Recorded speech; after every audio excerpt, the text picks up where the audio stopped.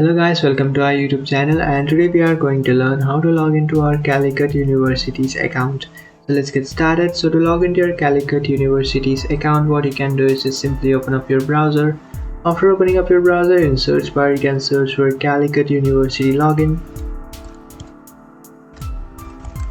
And after searching for that, you'll come up to this page, and from here what you can do is to log into your account, just scroll down and then tap on this option which says Student Portal University of Calicut.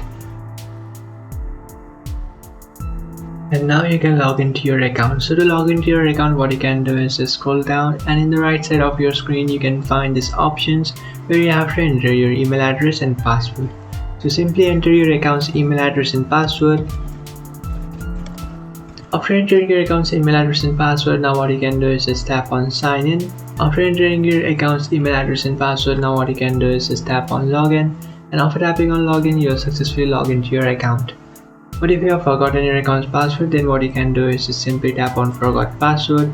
And after tapping on forgot your password, you can easily reset or recover your account's password.